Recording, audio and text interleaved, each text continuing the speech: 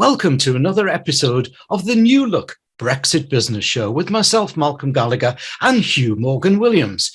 We delayed this episode as a mark of respect to following the death of Her Majesty the Queen. But a lot has happened since that last episode, with us now in the Carolean era with King Charles III and, of course, a new PM in Liz Truss. But we still have looming over us Brexit challenges, economy stalling, energy costs rising, interest rates rising, inflation rising, everything's rising, living costs, wages falling, recession looming, and a big dark tunnel of uncertainty ahead. And remember, this show is about being positive and seeing opportunity. But strangely, it is exactly at times like this when opportunity abounds. So let's help you. Coming up is Hugh's News, followed by News Chat between him and me. It's then Malcolm's Monologue, where in my episode, my focus this time will be on strengthening yourself in these times of uncertainty.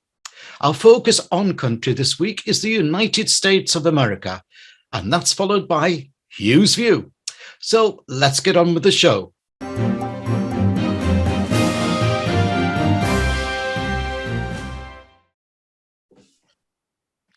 What's your selection of news this week then, Hugh? Well, this week, Joe Biden tells Liz Truss he thinks peace in Northern Ireland is at risk if Britain persists in trying to modify the post-Brexit trade arrangements. The EU's Brexit chief, Maros Šefčovič, offers to reduce physical customs checks across the Irish Sea, while Liz Truss and Irish Premier Michael Martin start talks. And there's a warning that the UK trade gap could soar because of the amount of fuel we need to import over the winter. Liz Truss's visit to New York sparked new talks with Joe Biden over Ukraine and Northern Ireland. Whilst there was a unanimity of opinion on Ukraine and what needs to be done, the same cannot be said of Northern Ireland. The Americans made it very clear they fundamentally oppose Liz Truss in her plans to override the Northern Ireland Protocol.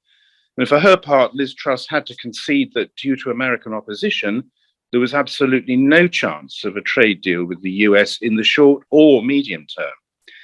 This had always been trumpeted by Brexiteers as one of their trump cards in persuading the electorate we'd be better off outside the EU. But it now looks a very distant ambition. Whilst in New York, Liz Truss also held talks with Ursula von der Leyen, president of the EU, but no fresh talks on the Northern Ireland issue appear to be in the offing. Meanwhile, Tory, Labour and crossbench peers have been plotting on how best to thwart the protocol bill in the Lords. One option appears to be to delay it for 9 months to give more time for talks to emerge. Meanwhile, Northern Ireland Secretary Chris Heaton-Harris said he'd have to call another stalwart election in the province if no executive is in place by the end of October. Well, meanwhile, in what appeared to be an olive branch, chief EU negotiator Maros Šefčovič has hinted that physical border checks on lorries could be reduced significantly across the Irish Sea, and more talks are planned between Liz Truss and Irish Premier Michael Martin. July's trade figures revealed a deficit of £7.8 million, but there's a warning this week the deficit could soar in coming months over the need to import more fossil fuels because of the Ukrainian war. This will be exacerbated because of the decline in sterling, which makes these imports even more expensive as they're priced in dollars. Two other snippets of news I thought you might be interested in. Jacob Rees-Mogg is consulting on the return of imperial measures like pounds and ounces and gallons instead of litres. But the consultation itself has been fiercely criticised because the questionnaire released doesn't allow for anyone to express their preference for metric measures. And finally, a mass march for Britain to rejoin the EU was postponed because of the estate funeral, but we're now told it'll be rescheduled within weeks. Thanks, Hugh. Going back to those imperial measures, I haven't even got my head around the litres yet, but I was almost there. I can't possibly go back. Are you still in chains and furlongs? Oh, without a doubt, yeah. Thanks, Hugh.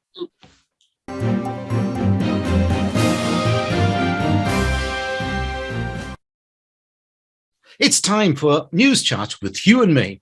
Hugh, the world's media flocked to London this week to cover Her Majesty's funeral. Now, since Monday, I've interviewed BBTV guests from Australia to the USA, all over the world, and they all said the same thing. Magnificent pageantry, great lady, but where does the UK go from here? Where's your leadership to come from? In some ways, I can see their thinking, and I can see why many UK citizens are anxious about the future. What's your thoughts here? It's a really good question, isn't it? I mean, in terms of the monarchy, we've had a seamless transition from Queen Elizabeth II to Charles III. And I think everybody thought his first speech to the nation was balanced, thoughtful, and certainly one of continuity, where he wants to ensure that his mother's vows are his own. So I think that was pretty positive. But, you know, the king doesn't run the country. And I think your concern about where does the leadership come from is something that is really pertinent. I mean, there are three sorts of leadership, aren't there? There's political leadership, there's moral leadership, and I think there's also economic leadership too. And if I take those in turn, political leadership, well, as you say earlier on, we have a new prime minister, and she's untested and untried as PM. Her budget today indicates wholesale tax cuts, which are going to cost eye-watering amounts of money. But is that actually going to really kickstart the economy and get us going again? The jury's out on that, I think. I mean, the Labour Party say, well, you know, 12 years of Tory policy has been, put to the torch in 15 minutes. So I think there is some doubt as to whether that policy is going to amount to economic leadership. If it works, then certainly, you know, Britain will be an economic leader in Europe and probably the world, because no one has been brave, or some would say foolish enough, to embark on an experiment of this nature. When you're talking about moral leadership, again, I think, you know, the jury's out on that. I think we've had almost a 2-month pause in government. And so again, you know, Liz Truss has been, during her campaign, there was no government, and during the official period of mourning, there was no government.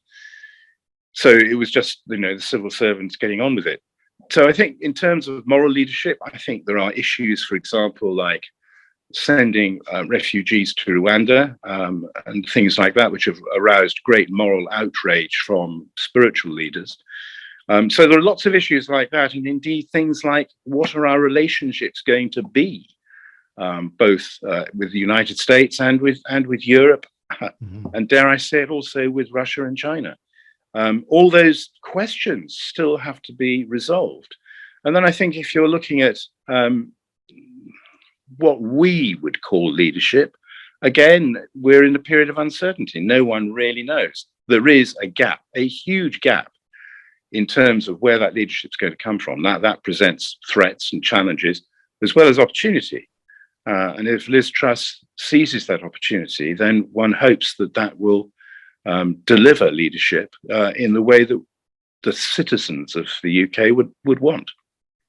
But as business leaders as well, we can't just sit back and wait for political leaders to lead the way. Otherwise, our businesses will just, in my mind, continue to fall and drift away there. We've got to seize opportunity, is in my thinking. Now, we'll be going to visit in the USA together later in this episode, and our Britishness is enjoyed there and employed there. But surely we've been missing out on the real sort of brand strength we have of being British in the UK in our efforts to sell abroad.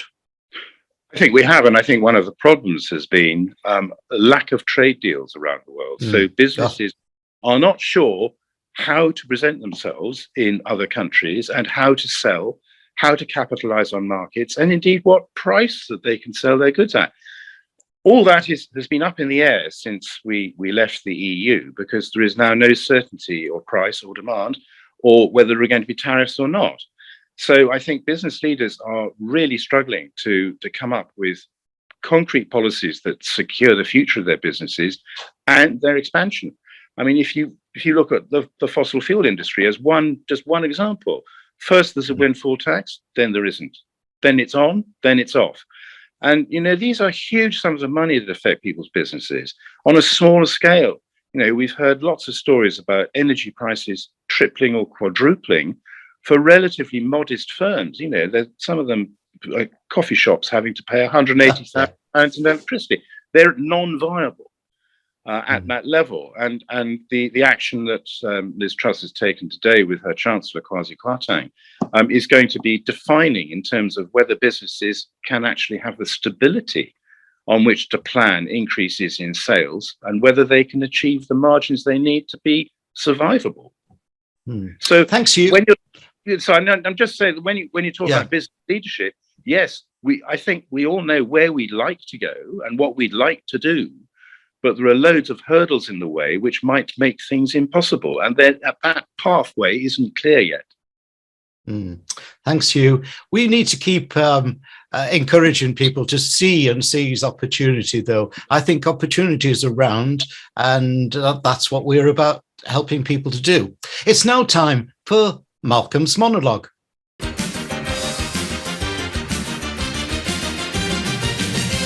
In these challenging times, it's important that you pay attention to caring for your people. What are they thinking about? What do they want? What do they need? If you do this, you'll achieve your potential and their potential. So let's look at management, inspiration, and leadership. In management, what they're saying is, give me systems so I'm clear what I have to achieve, especially in these challenging times. What's our goals? What's our big results we want to achieve? So be straight with me, especially with my salary and my fringe benefits, and give me a clean and safe working environment. With inspiration, they're saying, show me opportunity and help me overcome my fear of change. Change is all around us, and it's the only constant, as you know, but it is so important within these challenging times to be agile and adaptable, which brings along change. They're saying, don't ration my opportunity, welcome my involvement, appraise me, but do it correctly. Help me handle stress and anxiety. And in leadership, they're saying to you, give me direction with vision and values to live by. I want to know the purpose of our business, so steer me straight. Let's reach horizons together. Help me develop both as an individual and as a team player. And if you can handle those three elements, then you'll have an energized team that will take you into a successful future.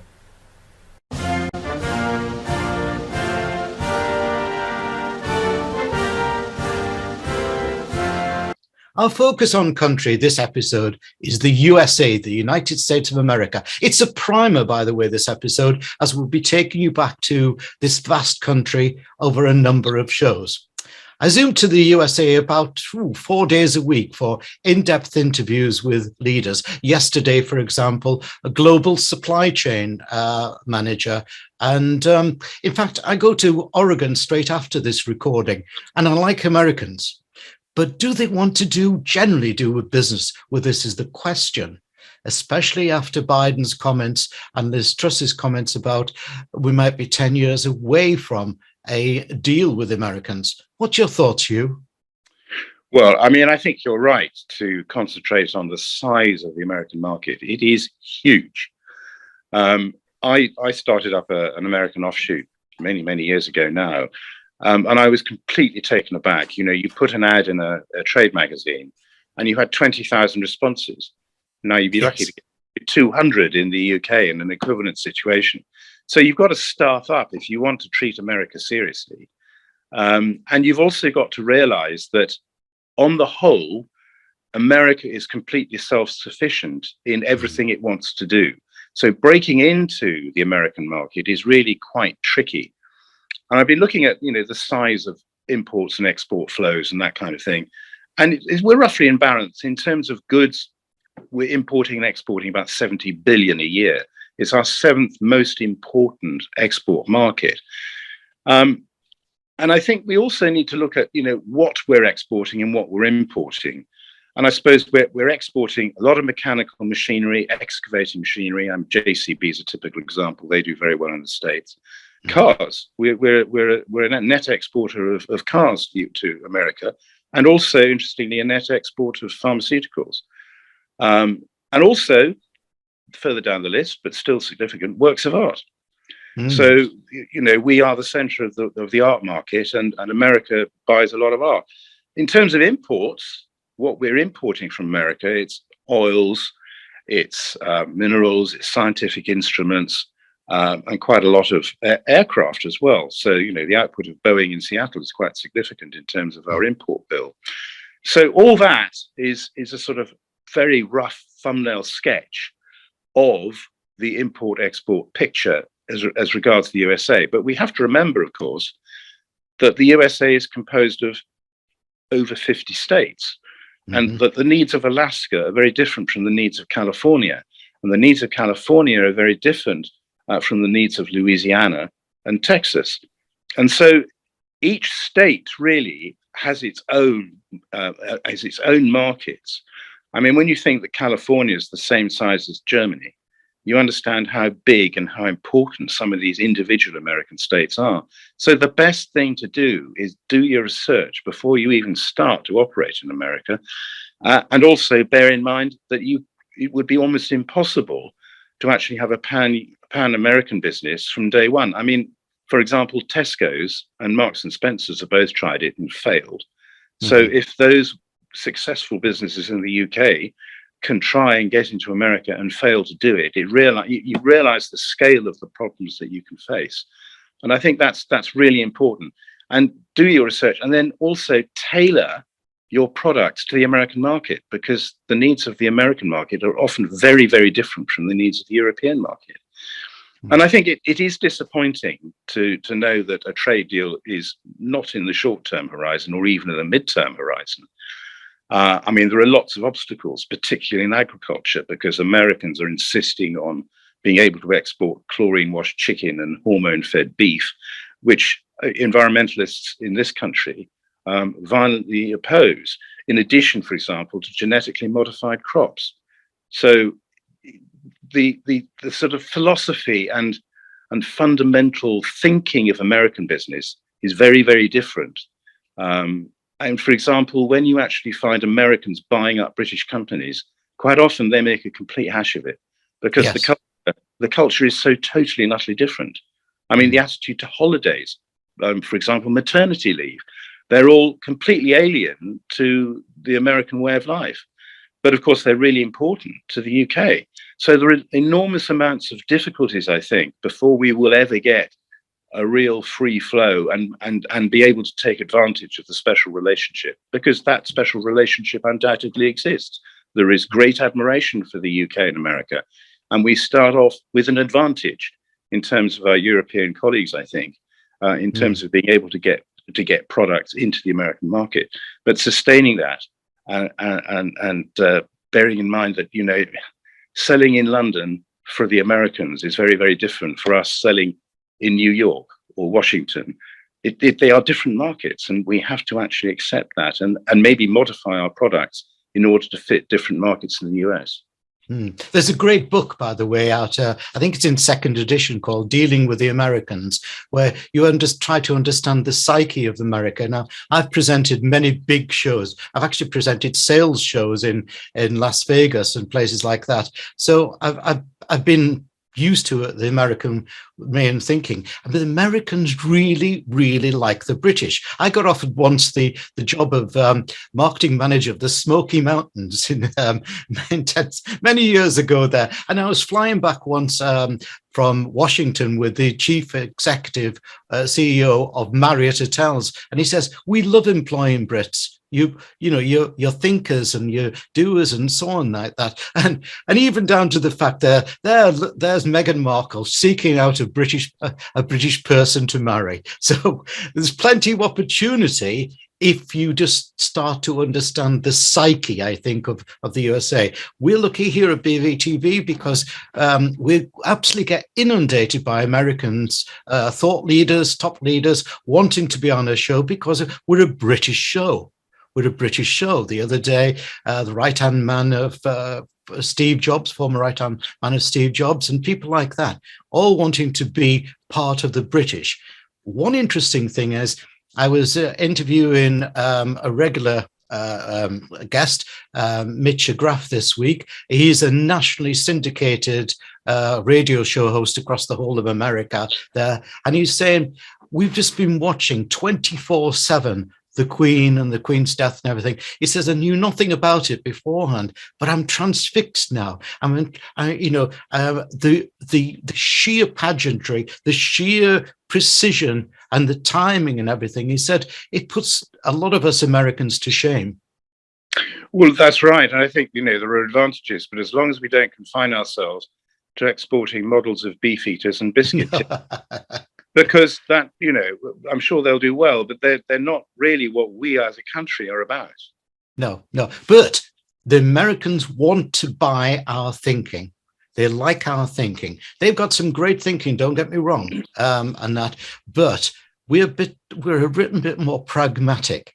And that seemed to be when all the people I'm talking to, and Wall Street Journal get involved with us, Yale, people like that, all the time. It's, we like the way you Brits think, and that's an important aspect that perhaps we need to be making certain that we're selling rather than the product. It's something that we have as a unique aspect of our culture here in the UK. Thought leadership, Malcolm? Yes, I quite agree. There. I have got to promote for next time. I've got a brilliant quote from our dearly departed late Her Majesty on leadership. I must tell everybody on that one. Thanks, Hugh. And now it's time for Hugh's View.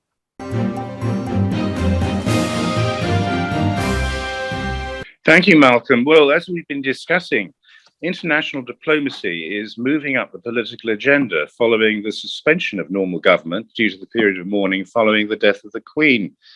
There's certainly a lot to talk about.